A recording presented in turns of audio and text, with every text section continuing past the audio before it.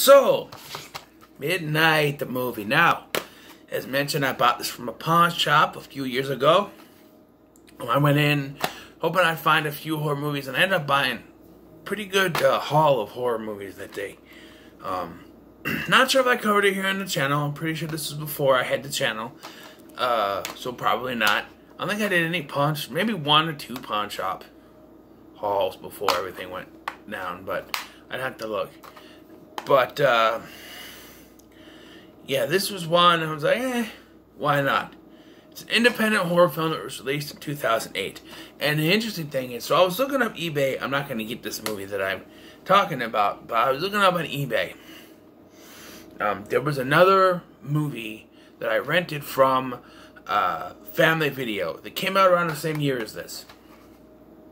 I was looking it up. It has Paul Wesley in it and Jason London, and it's about these crews shooting a reality show. I can't remember what it was called, but I'm like, I want to get it again because I want to review it. I remember it was decent, you know. Turns out it's called Killer Movie. How do I know this? Because they played the trailer for it in the beginning of this Blu-ray. I put the Blu-ray in, and they show the trailer for it. I'm like, that's the movie. What's it called again? It pops up, like, Killer Movie. Yes, that is it. Amazing. So, I remember I watched this once after I bought it. It was one Tuesday or Thursday, whatever it was, before I went to see my kid, my son. Before I went to see my son, have visitation, whatever. And I don't remember ever wanting to watch this again. I don't remember why. As I'm watching through this, there's some decent kills. The plot's not too overloaded, and it's got a decent kind of supernatural vibe to it. Like, why was I so down on this film? It's actually kind of decent. Then we get to the ending, and that's why. We'll get to it, but oh my god. So this starts off in a asylum. There's this director guy. There's this guy, he was a director on a film, and he went insane, and he's been put in, after making this film from the darkness, or something like that. I don't remember what it's called. Does it say in the back? No. I should have looked it up, but he makes this film, and then he goes insane. And so, at the beginning of this, they say they're going to show him the film to, you know, maybe get something out of him. Well, they start showing him the film. You see him bite his own arm, and he writes these weird symbols down. And then there's this massacre at the hospital. Everyone is killed, but they can't find any of the bodies. And he's gone. 5 years later, we have our main characters, for lack of a name. Let's see. It's Bridget, who's our main character, and her little brother Timmy, which is the most stock little brother and character name you could ever have had. Her boyfriend, who I believe his name is Josh, his friend Mario, and there's a couple other workers there that work with Bridget at the theater. There's Kenny, and then there's Bree Grant has a character. I don't remember her name. Is it Rachel? I think it's Rachel. And then Mario's girlfriend is with him. And then you have this biker dude named Harley, and his girlfriend, and then you have the doctor and a detective who are there investigating, because it's the first screening since the massacres at the hospital. And so they think that the director is going to show up. What I do like about this is that you could clearly tell there's something supernatural going on. The director has become the serial killer in the film, and he's able to merge both the real world and the movie world together. He'll kill someone in the real world, and he'll jump to the movie world. And it's actually kind of cool. The kills are very good. Nice bloody gore. You have instead of a slasher killer with like a machete or a knife or a chainsaw or something like that, he has this what's kind of like a little drill thing. It's a spiral drill, and he just it doesn't activate anything. It's just a little thing, handheld thing. He just shoves into people, and it's kind of a cool weapon. The design of the character, it looks cooler on here. There's a couple times in the movie where it looks alright, but then some other times it's like, really, that lighting? But it's a low budget movie. I think this was made for like $3 million, I think. Maybe less. I remember looking. The acting, surprisingly, is not that bad. There's some good, acting in this, I think. There's one,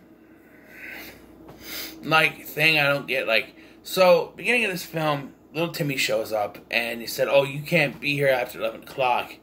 I've seen, after 11 o'clock, no midnight showing. But I get if it's only for one film, that's the only film playing, you can say it's a rated R film, you can't be here. But there's been plenty of midnight showings for, superhero movies and stuff where you have had kids there, so I don't understand that.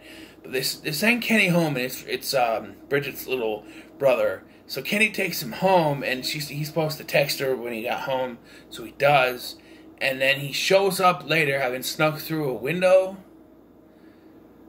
that's on the upper part of the theater. How did he climb up there? Is there a fire escape or something? I'm assuming. But they're going to use this to get out. And that's where it kind of, it's like they were writing this and they said, we need to make sure that our characters can't get out of this theater. So they try to leave the front door and they're locked, can't get out. All doors are locked and you can't get out. They're bulletproof because of magic. And when a cop does show up, he can't see anyone inside the theater because of the magic. And what's more is when they finally get to that one open window that's in the building that Timmy came through, as they try to go through it, it shuts on Mario's girlfriend's fingers, and then I do like this scene. He takes off on her, not that part, but when Harley, this tough biker guy, gets a hold of him, he says, "I saw what you did. You left your girlfriend to die." He takes out a little nut like he's gonna kill him for it. I'm like, yeah, that's dedication to your woman. He wouldn't leave his girlfriend to die. She doesn't leave him either. He tells her to go ahead with them when he's guarding, and she stays behind with him. So that proves that they're, they both end up dead, but you know what I mean. However, as the movie goes on, I find that it's kind of pointless for the cop and the doctor to be there. They both die, and there's no real explanation as to, they don't, I think they do explain what's going on, but it's not, I don't think it's done very well. And it's just I don't know. We get to the end. Let's get to the end. So, Bridget and Timmy get sucked. They're the only ones left. And because they realize that it's fear that powers this thing. If you stand up, if you act like you're not afraid, it won't get you. And that works except for when they need to be plot convenient, where you have the boyfriend standing up to the guy, but then he gets worried about Bridget, so the killer kills him because fear. It's just a way to get rid of it. But then when she gets into the movie, she finds out that all the victims are still alive because they're being kept alive within the movie, and even she's sort of could be dead. She got a drill through her stomach, and I'm sitting there going, that doesn't make any sense. It doesn't make any sense at all. And then she gets Timmy, and they're trying to leave, but she stays behind.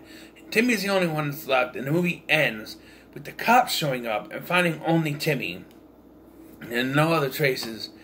And somehow, I don't remember if it was the doctor or the detective. They say a name. I don't remember which one that is, but I think it's the detective, because they put on APB for him. I think the detective's behind it. Okay, sure. I don't get it, but I don't know. Everything was fine up until that ending. So, if the ending hadn't been like that, I think this would have been an 8 out of 10. But with the ending, I'm going to bring it down to a 6. Because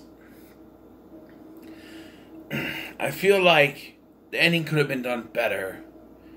It just didn't make a whole lot of sense to me. So I'm going to write it down to 6. And it's a 6 out of 10. But it's not a bad film. I do recommend it. You want a good time. This has some good gore, some good chase scenes, decent acting. It's not bad. For an independent horror film, it's not bad. This is what I think of. Like, when I was, first moved out here, I was going to Family Video and I was trying to find some independent horror flicks. And we also go to Family Video, we go to the pawn shop, try to find some independent horror films. Because sometimes there's some good ones like this, All Hallows Eve. There's some good ones out there. So, yeah, this is one I would kind of recommend. It's a 6 out of 10, but it's not bad 6 out of 10. There are some 6 out of 10. I put a 6 out of 10 for bad things, but that ending brought it down 2 points. So, we're going to go ahead and pick the next one, and it's a DVD, right? Oh, this should be fun. What's in the box? Yes, what are your thoughts on a midnight movie? Let me know in the comments below. Make sure to like, share, and subscribe. Thank you for watching. I've been Scotty, and I'll see you in the next one.